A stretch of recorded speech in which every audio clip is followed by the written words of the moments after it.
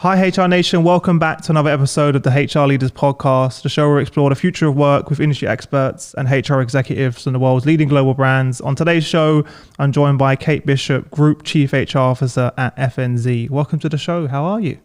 Great. Hi, Chris. Thanks for having me. I'm good, thank you. It's nice to see you again because I think last time we spoke, you wasn't feeling too well, to say the least. True. Yeah. I have kids, so naturally I caught COVID, which wasn't fun for any of us. And I think it was interesting. Just we all had very different symptoms, and unfortunately, I got it the worst. So I wish I could say it was a rest, but actually it was just a week on the sofa feeling awful. Awful, yeah. This may sound like a really random question. Is there a sense of relief somewhat that now you've had it? And then, if that makes sense, you've had it now. So, there's no longer this anxiety of, am I going to get it? That make sense? Yeah, no, I think it's a good question. Yeah, I think so. At the time there was sort of this, right, okay, I've got it. And I think at the time you're just like, right now I need to get through it because I have never been so ill.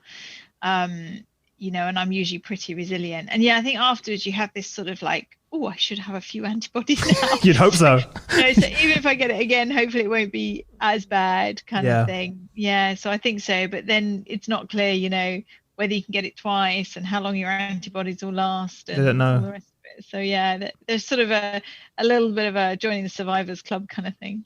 Probably didn't help as well that you're in like super high growth mode, and you're probably doing, not saying you're not sleeping much, but I know most CHROs right now aren't getting much sleep at the moment. Plus, you're obviously growing as well, unlike most companies as well. But it's interesting because you said that all of the family members got different symptoms as well, and obviously you affected more. So kind of those are the stories we hear online. But to speak to someone who's actually been through it, you obviously can attest to that as well. Which is it was kind of, I mean, I normally when I'm ill, even if you've got flu or something, you keep your hand in a little bit, you just cut it back, and and this was one where I could not do anything. I mean, my husband sort of said, you're speaking in half sentences. He's exhausted. So one of the good things for me was my first sort of year or so at FNZ, I put quite a lot of focus into building a team around me with skill sets where we can all support each other. And so we were actually in the middle of doing some sort of stack ranking calibration for our performance cycle.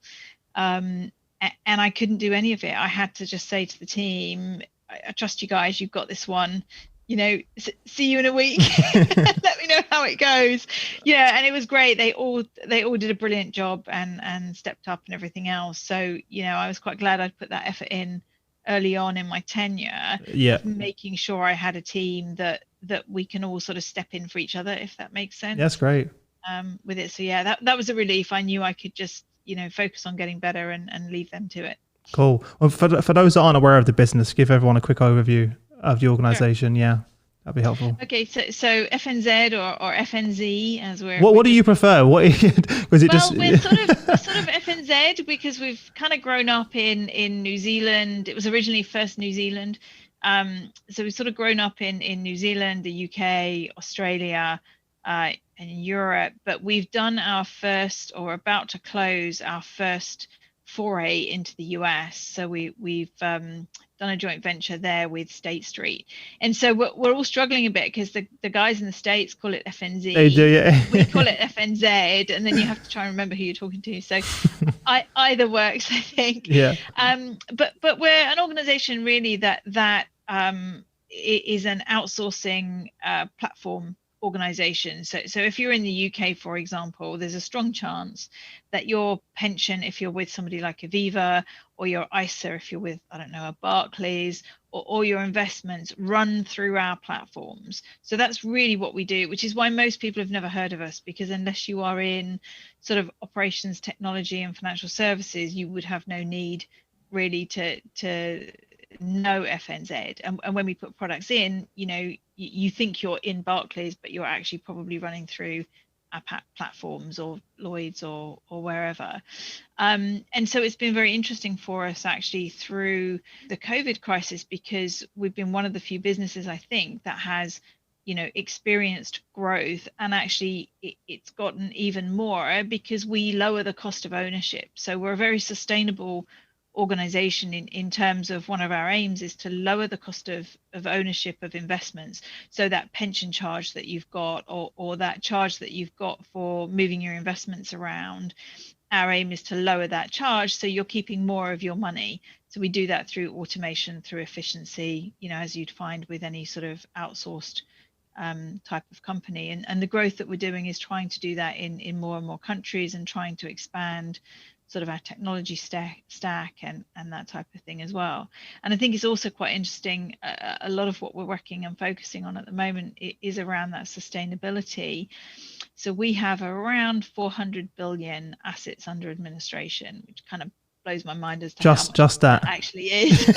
Just 400 billion. Yeah, that run through our platforms. And so if you think about the impact you could have on that money if you tried to persuade people to invest in more sustainable organizations and businesses and that kind of thing, it's pretty incredible. So we're developing products. FNZ Impact is one of them, that sort of would help a pension company, for example, make it easier for people to invest in more sustainable organizations. I don't know if if you've looked at your pension recently, but when you go in, there's just like all these funds, and if you're not super confusing as well. It's really confusing, right? So if my pension company could help me identify what's important to me with my investing and then help talk me through that, I would have a little bit more choice, because it's not always necessarily just about the highest returns, right? We find now people want really high returns and a safe place for their money, but they may want to do it in a more sustainable way. Mm-hmm. And I think people are becoming more conscious about those decisions now, aren't they? Yeah, exactly. So that's kind of what we do. So we're a platform provider, really, at the end of the day. We also we have a bank in Germany that we own. So we're also sort of starting to expand, into sort of other areas of the platform. Interesting. And things like that. So it make it a very interesting company. So you would, from industry perspective, would you fit within fintech then, for example? Yeah, that's where we it's identify as. I know you have a bank as well and other things, but no, it's really fintech. Mm-hmm. Yeah. Amazing. And what a super exciting space though. It's like the evolution, the innovation that's happening in that space is exponential. I still find it funny that I have a bank account from our business that doesn't have a physical location. So I use Starling Bank, for example. And that for me, when I first set up that business account, thinking, wow, there's no physical presence. I'm literally, doing a video on my phone. It's like my ID verification. I send in my passport picture, and literally within, I'm not even exaggerating, probably 8-9 hours, I had a bank account. Mm-hmm. And I was like, wow, what an incredible customer experience to be able to do all of that, and how and the customer service and everything, because it blew my mind. So it's crazy. and it's such a change, isn't it, in the industry? I mean, I still remember, and I'm really dating myself now, my dad worked for NatWest Bank when I was growing up and a kid, and I remember like the NatWest Bank piggy banks that you got when you opened an account, and it was very much you had to go to the account in the high road. And actually my husband is from Canada, and his mom over Christmas wanted to send the kids some money for Christmas, and so she said, "What's the address of your bank?" And I was kind of like, who knows that? No. Yeah, I don't know. If you ask me that, I have no, and the only time I've had to do that, obviously, because when we did invoices and stuff like that. But before that, I was like, I have no idea, like what my bank address is as well. Yeah, I had to go hunting for it, right? Because I was like, I don't know. I just use like a Swift code and a sort code, and it's just all coded, right? And then it flows through the systems. Yeah. So fast forward to where we are now. Then, obviously, you're in growth mode. How has it been, kind of through this time, both taking care of obviously the health and well-being of your employees whilst managing a business which is scaling rapidly? Very different to many others. So it's a challenge. When we first went into the lockdown, our CEO is very visionary and very smart, and so he very quickly said, this is not going away, this is not a temporary thing, we have got to do this. And so we went into lockdown really quite early globally.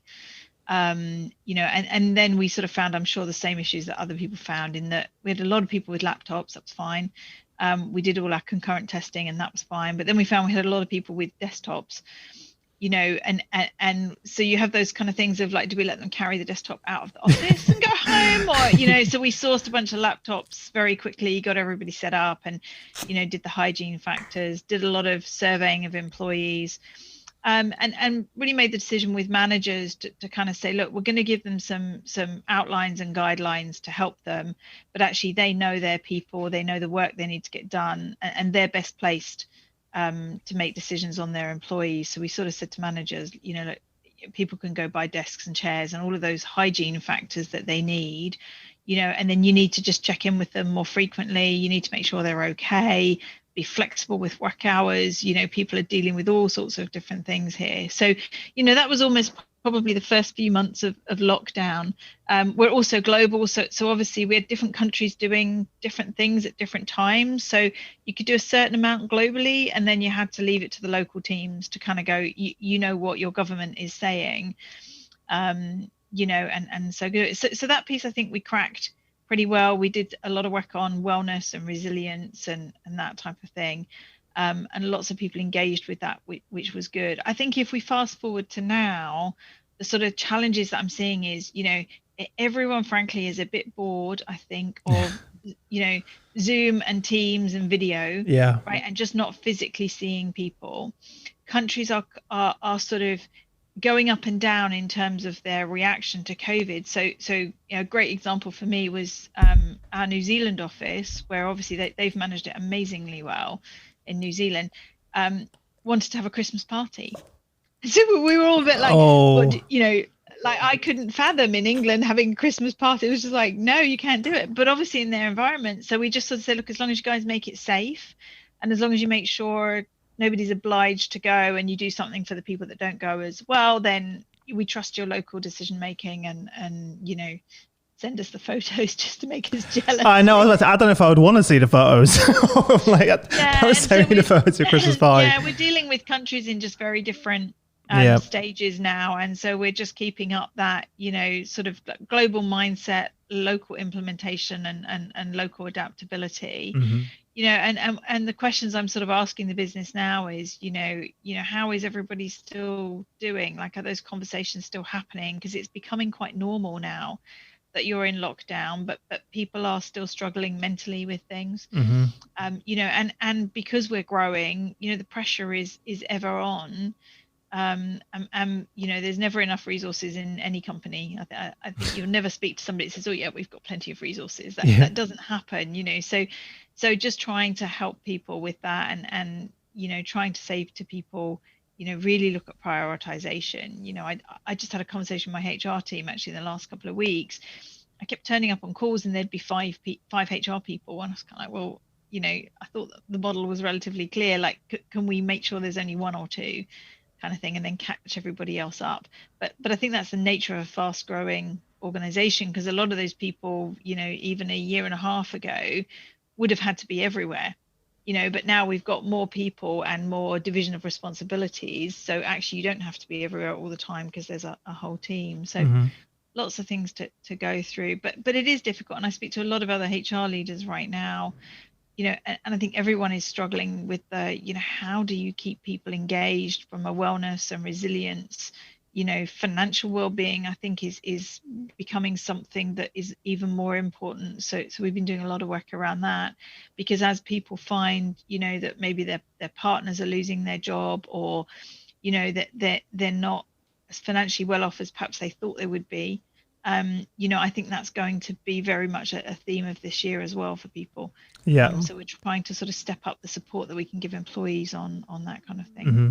I've seen that firsthand with friends and family as well, where a lot of people took the kind of, if you think about before, or I don't know, around me in the UK, I don't know about the rest of the world, but it felt like things were going really well. Like the economy, like, friends, family members. I've never kind of seen everyone in such a good rhythm, like of doing well. And then all of a sudden we kind of hit with this, and I think many people were not prepared. And they were kind of, but financially, not in a position where they didn't realize the funds would always continue to come in. I knew that firsthand with, 80% of our revenue disappearing overnight for our events. So definitely hit with that. Going back to the wellness piece though, what were some of the practical things that you did and you continue to do that are working? Because we've tried all sorts of weird and wonderful things, haven't we, through all of this? But what are some of the things that you've done and they've stuck and that people are really, gaining value from? Yeah, so I think the manager support has been a big thing, right? So really turning up the dial and making sure that our managers are checking in frequently with people, making sure that we've got a really good escalation path if we're worried about somebody. We've had a couple of instances, as you will with any company, where so and so hasn't been seen for a day online and they're not picking up the phone, and so we've had some amazing HR people who have kind of gone, I don't live too far from that person. I'm just going to go knock on their door on my dog walk, make sure that they're okay, Yeah. and that kind of stuff. So that's been pretty important to us, and I think that for me is sort of the human touch piece of it, because we've got a large number of employees now in quite a lot of countries, and so I can send out all the emails and video chats and everything else that I like. I still can't replicate that personal touch that our managers and our HR teams around the world can kind of do. We've encouraged people to do lots of sort of fun, people sometimes do drinks in the evening, or our Ireland office, for example, did a virtual Christmas party. They weren't as lucky as New Zealand. So also giving people permission to sort of have a bit of a fun and have some break from work and that type of thing, and really keeping up the communications with people to say, look, we don't know when this is going to end, we don't know how it's going to end, but here's what we do know at the moment, and here's what we can do, and here's what we can kind of help you with. We've also tried to do a lot more of, we're creating new jobs every day because we just are growing so much, so we've really dialed up that sort of internal movement, and really looked at being more planful about moving work to people than people to work. So, we used to have this sort of thing of, we'll move you around the world, and lots of people have done it and it's amazing. But I'm noticing a trend now where people are actually saying, I'd like to go back home, wherever home is, whichever country. And so we're trying to support a lot of that. And then we're trying to support, actually, we thought that job may need to be in, I don't know, Edinburgh. But Doesn't matter if now. you want to go, if you want to, it doesn't really matter, right? If you want to go do that job from Ireland, which is your home, actually that's kind of fine now, right? And we've even found people saying, I know we don't have an office in Manchester, but that's where I want to go and live, and we've sort of said, yeah, that's fine, and go do it. So doing some things like that, I think, have been quite practical. We've made sure that things like our employee assistance program and all our healthcare programs are properly up to scratch and sort of world class in terms of what we need. For example, in the UK, Bupa had introduced a digital GP service, which has been great for employees because you can get a video appointment within about 10 minutes. Wow. And so that to us has been a really important kind of service, because people are nervous about going to the doctor. Yeah. You can't get a doctor's appointment, and people It's impossible. People are worried about wasting sort of NHS time and that kind of thing. But actually, if you say, look, this is private, you can get an appointment pretty quickly. It's just a kind of check in, and that kind of thing. So we've made sure that we've got some sort of services and things like that in. But I do think for me this year is going to be about the financial well-being and making sure everyone's really thinking about that. I think there'll be some locations where it is sort of starting to return to normal, hopefully by kind of maybe mid-year, and so we're starting now to look at, well, what does that look like? We know that we won't go back to everybody 5 days a week in an office somewhere, and that we need to set our offices up differently. So we're doing lots and lots of work around that as well. Yeah. Just out of curiosity, for those, and I'm seeing what you said earlier about employees based around the world wanting to go back home. I'm seeing so much of that now, which is understandable, given, that your support net system, you want to be close to your support system during these times, right? As well. Have you figured out how to do that in a way that works for the business from like a payroll perspective of people move, like an easy way? I know how there is a way. Because there's a question and a challenge that I'm seeing a few CROs go, oh, they've got all these, hundreds, if not thousands, and some of the come and speaking to employees that want to move and work remote from different countries around the world, and obviously it doesn't work with the current systems. Different levels of easiness, I guess. There's somewhere, if we already have an office in that country, for the most part, it's pretty straightforward, right? And you just have to say to somebody, if they're going from sort of a higher cost to a lower cost, you have to sort of say, look, you're you can't go across on your current salary because that will put you out of kilter with other people, and the cost of living in that place is low. So, you just have to explain that. And generally we let them go, or we'll try and find a different role for them if it's not practical with their current role. The ones that I suspect most people are finding more challenging is that our CEO fundamentally believes anybody should be able to live and work wherever they want to and do their job, and announced that on an all hands in about November. Oh, wow. But you were like, oh, no. Yeah, which then resulted in loads of employees flooding HR, kind of going, I want to go work from here. So we have had to work through it. So I think there's a few things, where we've had a number of employees want to go somewhere, we've looked at it. So for India's a great example. I have 4 employees that want to go and live back in India, and at the moment we don't have a presence there. So we're looking at how do we set that up. And India is particularly challenging because there's all sorts of tax. Exactly. Yeah. That kind of stuff. And it also depends on the type of work that you're going to put in that country as to the tax implications and blah, blah, blah. So we have a blended approach. So for India, we're sort of looking at, okay, well, at some point we would probably go there. We just weren't quite ready to go there yet. So it's probably going to make sense to set something up for the future anyways, yeah. A couple of other countries, we got introduced to a relatively startup organization called Oyster, and I think there's a few organizations that do this, but they essentially provide, they essentially employ the person for you in that country, and you then use their services. Yes. So that works depending on the nature of the work. So we're looking at that actually for a couple of countries at the moment, because I think if you're employing somebody as a sort of, I don't know, software developer, I think it's probably going to work.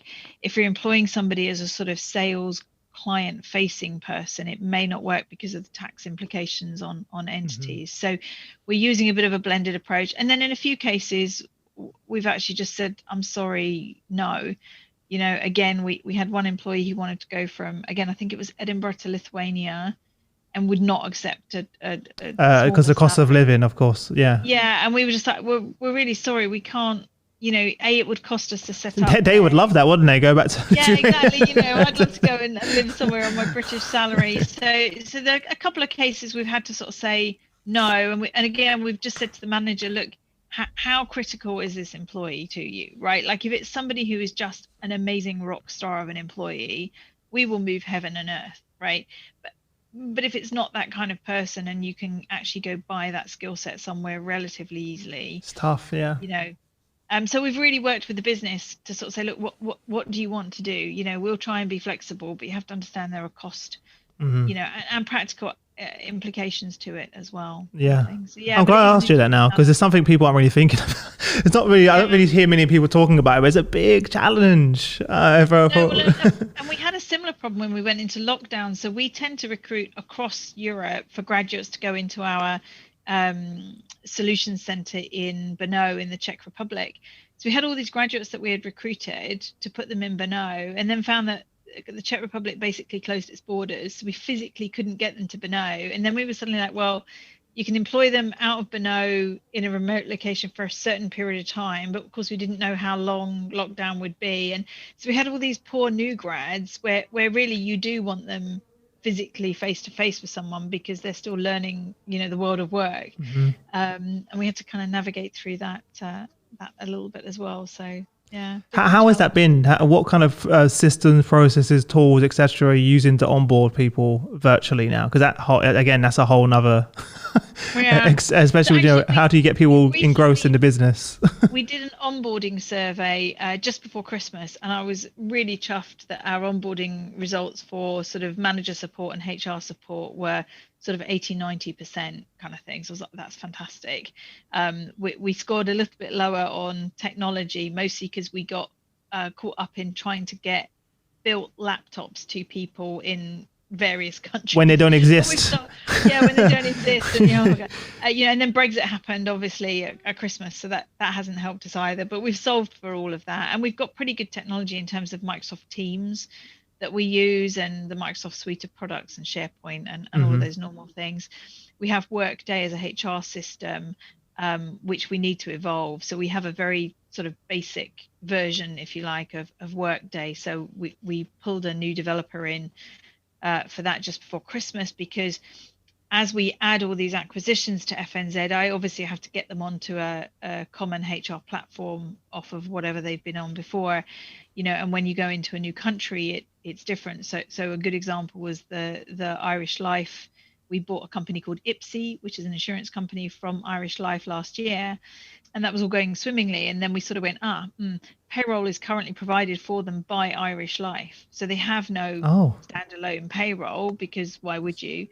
So then we said, well, we're going to have to stand up payroll. And the payroll they had in Irish Life was all integrated with, I think it was SuccessFactors maybe that they used, and I hadn't got Workday deployed in Ireland. So it hadn't been set up for, the Irish legislation. So we basically, as part of that carve out, had to then set up the Workday in Ireland that we needed to set up payroll integration, which we had never done before anywhere, and get them live for kind of the end of the year. So it's pushing us to use and integrate technology more, which for me is a great thing, because I think that's what's going to help us with efficiency, and at the end of the day, actually more importantly, a much better employee experience. Right, because it gives less mistakes, less errors, more efficiency, kind of thing. So so it's almost been a combination of having to go remote, adding more countries, adding all of these acquisitions, so when I joined, we had just done an acquisition in Germany, so we didn't really have a presence in Germany before, and then we bought, as I mentioned earlier, the German bank, so we're now expanding in Germany. We've bought the business in Ireland. We're just about to close on one in the US. We'll also be closing later this year on one in South Africa. So we're navigating the triple B truly global legislation and stuff there, and then various other ones that I can't talk about at the moment. But add employee bulk and complexity, and at the same time, these organizations come in with different benefits to what we've got. It's such a minefield. So you have that thing of like, do we leave them alone for a bit? Do we integrate them immediately? And we're sort of doing a bit of a blend. It's almost a bit of it depends kind of answer. But I think that's the advantage we have of flexibility. I think if we were perhaps a bigger organization, we might sort of say, this is how we do it. And there's no bending, whereas because we're still learning very much, there's an element of like, what's the most sensible route through this for all concerned. Walk me through for a second though what that kind of onboarding experience looks like at the moment. Like what is it, what does the current process look like? Because I think many people kind of figure out, like, and no one's got it right obviously and no one's got a perfect model yet, but what does it look like at the moment? I mean, everything is virtual, right? So initial contact, all of the interviews are like you and I are talking here, so they're all virtual, all over Teams. All over Teams, I mean, if it's in a country where they're allowed to meet face to face, we will often say to people, let's meet face to face, kind of thing. So China, New Zealand, those kind of places, it's a little bit easier, and then we've sort of changed how we deploy the technology when they start on day one. So we now deploy a sort of ready built laptop essentially, whereas before, if you'd started in Edinburgh, you would have come in and somebody would have built your laptop for you, with you, and sat down with you and done all of that.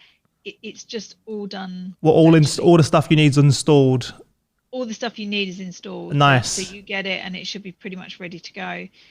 We've still got a few teething troubles of with course. it, but for the most part it's working really well. So we've got people that have onboarded, as I'm sure everybody has, and never met an FNZ person. I was actually thinking about this earlier in the week. I haven't seen another FNZ employee in the flesh since lockdown in March. Like a year. Just as the UK were coming out of things, and I live quite a way out of London, so for me to go into London, it would have been an hour and 45 minutes on 3 trains, and with COVID not really gone away, I was a bit like, oh, I don't know that there's enough value in it. And you still got it. Nobody lives near me.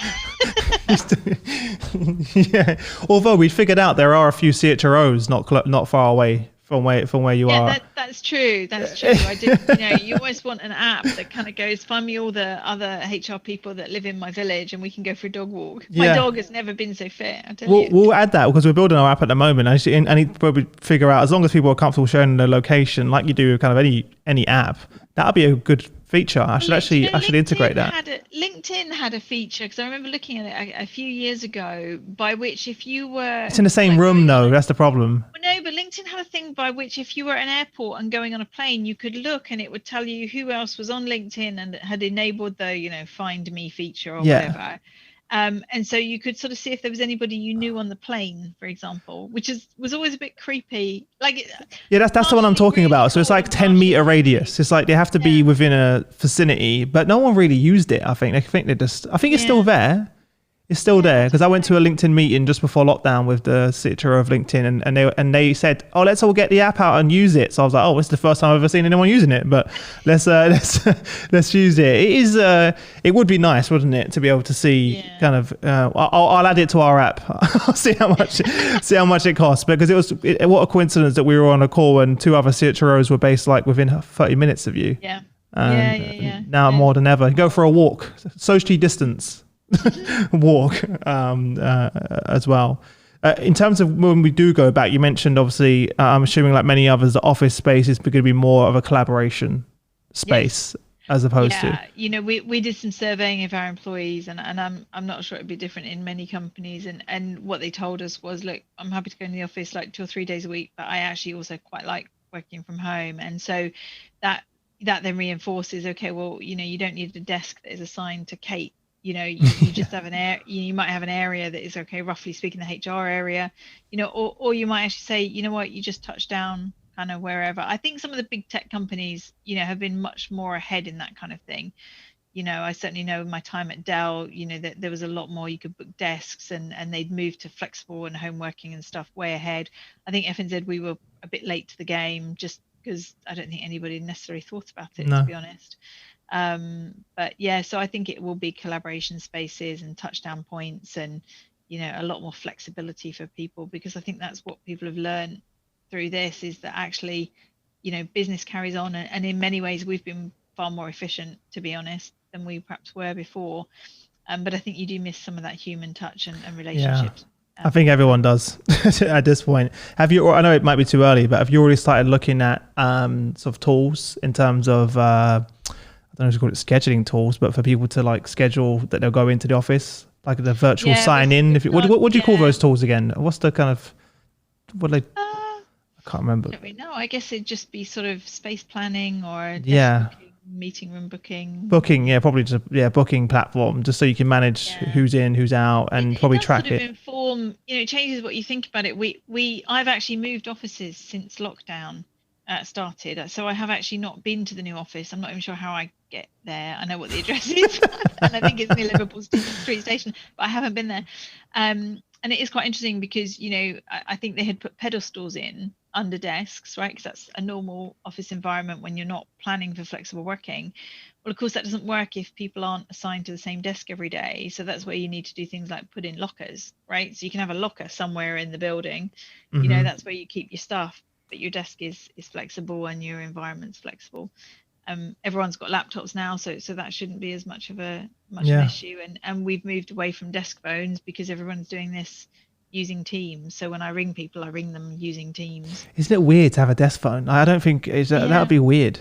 Like, we've got them. Our are all just in a box at the moment. It's like no one uses a desk phone anymore. It's a bit like home phone. Yeah. Right? The person that ever rings me on my home phone is either my mum, because she's never quite figured out mobile phones. And so Chris, what are you hearing from HR leaders at the moment, as you know, as people kind of come into the new year, new us kind of thing? What are you hearing from people? Yeah, pretty much all the things we just discussed. But I think a big part of it is still a massive focus around mental health and wellbeing. Because we almost have coming a little bit desensitized to all of this, which is, I think, dangerous in a way that we're not, you know, taking as much time and attention. And, you know, even I'm thinking about my wife's company and other friends now. They know a lot of the managers aren't actually having that conversation anymore that they did perhaps at the beginning, checking in with people. How are you? You know, taking that time, because I think they just assume now that we're all used to it and we're all okay, but it's not the case. I can even talk about my own mental health and well-being. It's certainly not in a great position right now, and I've had to sit down with a team and say, I need a day off today, or, you know, I'm not feeling well.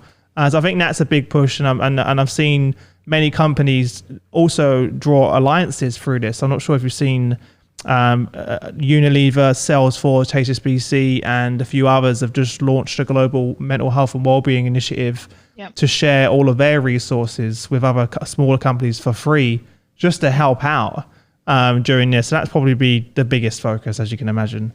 And another is just kind of this return to the workplace, but whenever that may be, whatever that may look like, because one week we're in lockdown, the next week we're out. It's just, you don't know whether you're coming or going. So it's really hard to make plans and I think it is that uncertainty that's difficult for people. I mean, we've also put in mental health first aiders, so you do have somebody to talk to other than your manager, and they're sort of signposting roles, and we've found that's working quite well, and that type of thing. And we've tried to make sure that there's diversity in that group, because initially it was sort of everyone in HR went, oh yeah, I'll do that, and I kind of went, well we're frankly, lots of women who people will come and talk to anyway. What we need is some of the sort of like tougher macho blokes, frankly, to sort of do that and say, I'll be a mental health, be vulnerable, yeah. Or we had a couple of people that came forward and said, look, I have struggled with this before and I'm through it and I'd like to help other people. And so it's sort of changing the nature and the stigma, I think, around it. And as you said, right, making sure people are taking self-care, and I think that's hard right now, because even if you do take a day off, you're probably still in the same place that you were in when you were working, because you're in your house. You're just thinking, and also you're just thinking about more work you need to do the next day. Yeah. You're thinking about what's built up and all the rest of it. And I think, for me, that's where that team thing really comes to the fore. If I think back, for me, when I had COVID, the team just went, don't worry about it, we've got this one. And so I think that's really important for organizations as well, to make sure that key person dependency piece, you've really mitigated the risk on it, so that people can take time out, right, and aren't worrying about what's going on back in work if they take that time out, and that kind of thing as well, and just making sure people aren't getting kind of too overwhelmed and things. It's difficult because we, at the end of the day, we're physical beings, and we do need to be around people, even the introverts sometimes. One thing I am seeing, though, I do think we've definitely made leaps and bounds around the stigma attached to mental health and wellbeing through this. I think that's one of the silver linings. Even my closest friends who are very macho, manly, stubborn guys, never show emotion, the people that you'd never see, they'd never even admit that they've cried before. And through this, we have kind of a weekly call where we kind of just catch up. And through those conversations, I feel like I've learned more about some of my best friends during this period than ever. And we've found out that some of our, my best friends, including myself as well, have been in therapy for years, but never spoke to each other because we were all so scared about what people were going to think. I think it took, in my friendship circle, it took me opening up and saying, look, I am seeing someone, right? And virtually as well. And then all of a sudden, two of my best friends were like, yeah, I've been seeing someone for the last 5 years. So I was like, wow, you're just suffering in silence. And they never spoke to each other about it. And then all of a sudden, you get kind of people coming out of the woodwork as well, saying, I'm feeling the same way. So now we have that call every week just to check in on everyone. There's anything you want to discuss, get off your chest. And it's so refreshing to have that conversation with everyone. So, but what about your managers though? Because that's one of the things that we haven't spoke about is the impact that it's having on our managers, because they're having to manage their own mental health and well-being and their teams. And I feel like that's something we're not really addressing as well, I think, in organizations. Yeah, we set up a managers channel on Teams and that kind of thing. So we'll quite often post things there. We have wellbeing channels and that kind of stuff. And it's almost the same advice as you're asking managers to do with their teams is be open and honest and support each other, right? You might be the manager, but you're a human being as well. So actually we need to support up as well as down, kind of in the hierarchy and that kind of thing of an organization. So I found at FNZ people just are naturally really quite supportive of each other, and it's one of the nice things about the culture. There's sort of a bit of a family kind of culture, and we're used to welcoming new people in as well, because we've got that added dynamic of we now have more employees that joined us through acquisition than, if you like, specifically chose to join. If you come for an interview at FNZ, you're making a conscious choice to come and join us. If we acquire you, unless you were sort of the senior team, you knew nothing about it, and then suddenly it got announced and you may or may not be happy about it. And so it's trying to make sure that everybody feels we've got very open lines of communication with FNZ, and you can talk to whoever you need to talk to, and that there are plenty of resources there if you need them, because we're just not meeting each other. I've got like loads of team members now I've never actually met in person. I've never been to the site. I haven't done any of that because I was only at the organization about 6 months before lockdown happened. So, managed to get to a few places, but certainly not everywhere. So I think it is hard for managers, and I think it comes back to saying, look, don't put too much pressure on yourself. Yeah. We are not expecting everybody to be amazing every day through COVID, because everybody will have up and down days. And so everybody needs to support each other, really. I think that's a big part of it as well, is finally companies are not claiming or showing that they have all the answers. Before, it's okay, like you said earlier in our conversation, we don't know when this is going to end. Yeah. We don't know these things, and being open and honest about that it's really refreshing, actually. And also the transparency of many leaders in organization is I've seen it completely shift as well now, especially because you have no choice, really, because people they know they know that you also don't have an answer, because no one does at this point of view as well. So that's pretty refreshing. But listen, before I let you go, I'm going to jump into our quick fire round. So something I do with every guest. I don't warn anyone, so it's going to throw you off guard. So I'm going to ask you 5 questions, and you have no longer than 30 seconds to give us some amazing answers.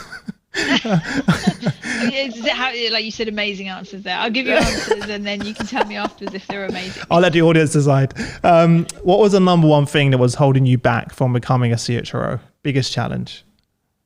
Probably my own confidence. Perfect. That's actually 99.9% of the answers, as you can imagine. I do that on purpose because I want people to understand that is exactly what it is. Normally it's ourselves, holding ourselves back, as well. So it's a fantastic answer. What's the best piece of business advice someone's ever given you, or you've ever received? Oh gosh, there's loads. I think one of my favorite ones is never let an exec be surprised. What do you mean by that? So it's really stakeholder management 101, right? So execs, even people senior to me or whatever, don't like surprises, right? So don't hold back on something, even if you think something is going south quickly but you're not quite sure.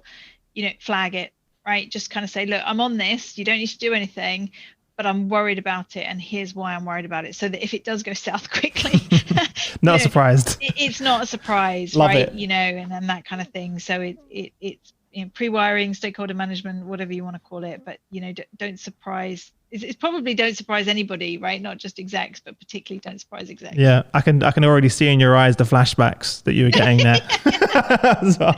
So, and I'm sure people listening also are laughing, probably going, "Yeah, we completely get it," as well. What's one, or it can be more than one book that you'd recommend to our audience, and why? It doesn't have to be HR related. It could be anything. One that I go back to every so often, and usually when I join a new organization, is 5 Dysfunctions of a Team. It's a really easy, quick read, which is why I quite like it. But I find it's one that helps remind me sometimes, when I'm trying to build a leadership team or build a team to do something, of how you need to go about that and what's important. I mean, like you say, right, there are thousands of books on stuff, but that's one of my. Quite like that one. It's a really good one as well. I definitely recommend that. Also, considering how many companies you're acquiring, so probably a lot of dysfunctional teams to deal with there as well. So definitely helpful and very practical. Just don't have time to read the book. That's the problem. Just whenever they come in, just give them a book. Yeah. Go for it. Could you share some internet resources you use? So what are sort of your go-to online, whether it's social media or like publications online? What's your go-to resources to kind of stay up to date? It's probably a bit predictable. I quite like sort of HBR. LinkedIn I find quite useful sometimes for kind of keeping up to date. I'm also part of a great network that a guy called Mark Whedon. So I'll give him. I know Mark Whedon. Mark Whedon. He set up, like we're probably both very grey from when he set it up ages ago. And I think originally it was about 20 of us. It was when LinkedIn was really new. And so it's called the IHRF, and it's now, I don't know, 200 people probably. Yeah. But that's a great resource network, because you can, nobody sells to anybody. It's all peer to peer, and you can just go and ask really bizarre questions. Has anybody ever set up an entity in Lithuania, right? And somebody will come back and kind of go, yeah, I did, and here's what you need to know. Yeah, I remember when he first set that up when he was at Polycom. Yep, exactly, in Slough. And so, yeah, and I spoke to him and he was like, Chris, I'm setting up a network. Like that's such a small world. Yeah, and I've hired people through that network. All sorts of things, and equally, I've helped people out as well. So yeah, I stress that to our audience so much. Like, don't be afraid to look around you and see what networks are available. Like, it's people are so willing to help each other, and you save yourself so much time. You're not in this on your own as well. It does. I know it doesn't take anything, doesn't cost anything either. So make sure you do that. And last question: what's one thing about your business that you're most excited about? Oh my gosh, growth. That growth. Yeah, I love it. Like, I can see it and enjoy it. Excited and petrified. Terrified, I'm about to say, yeah, at the same time as well. But look, if you're a CHRO, being in a business is growing, right? That's where you want to be. That's where the action is. Yes, there's going to be challenges, but yeah, it's growth and it's that sustainability kind of element to the growth, right? It's growth and it's kind of good growth, if that makes sense. A bit like good and bad cholesterol. Yeah, okay. Well, look, thank you so much. You've been an amazing guest. It was a real pleasure, and I'm so happy you're feeling better as well. More importantly, before we wrap up, if there's sort of a parting piece of advice you give to everyone, and maybe perhaps your peers that are kind of on that journey to that CHRO seat, what advice would you give them looking back? And then where's the best place for people to connect with you if they want to say hello and reach out? So if people want to connect with me, my email address is kate.bishop@fnz.com. Pretty straightforward. And I think in terms of, advice, I think there is that element of have the confidence in yourself. And I think the other element is make sure that you've built your experience and your CV to point to it. One of the things I find when I talk to, when headhunters ring or whatever, they want things like, Remco experience. So even if you've not had reward experience or Remco experience, what experience have you had that is similar? So I think that the biggest difficulty sometimes of stepping into that CHRO role is it's quite difficult to develop board experience on the way up. And then suddenly you're in the CHRO role and you're dealing with, boards and subcommittees. When I joined FNZ, for example, we had a group board and a UK board. That was mostly it. And in a year and a half, I've now recruited and set up a US board with 2 new NEDs. We've got a board in Europe, a board in Ireland, a board in Asia that was actually in place, but we've replaced 2 of the NEDs.